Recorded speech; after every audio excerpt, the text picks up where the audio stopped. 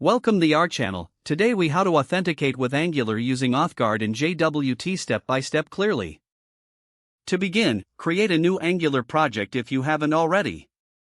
Open your terminal and run the command ing new myauth app. Once the project is created, navigate into the project folder using cd myauth app.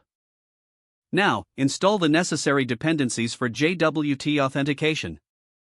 Run the command npm install at auth0/AngularJWT. Next, create an authentication service to handle login and token management. In your terminal, run ing generate service auth/auth. Open the newly created auth service file. Import HTTP client and injectable from Angular core. Define your service class and add a constructor to inject HTTP client. Create a method named login that takes username and password as parameters.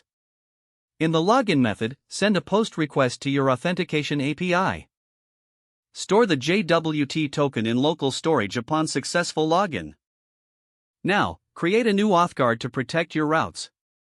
Run the command ing generate guard auth/auth. In the AuthGuard file, inject the auth service and implement the canActivate method. Check if the JWT token exists in local storage within this method. If it exists, allow the route to activate, otherwise, redirect to the login page. Next, set up the routing for your application. Open the approuting.module.ts file and import the AuthGuard. Define your routes, and apply the AuthGuard to any route that requires authentication. Now, create a login component to facilitate user login. Run ing generate component login. In the login component, create a form for username and password. Bind the form to the login method in your auth service.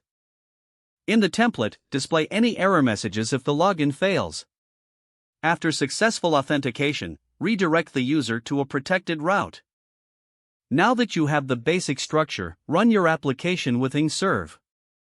Don't forget to like this video and subscribe to our channel for more step-by-step tech guides.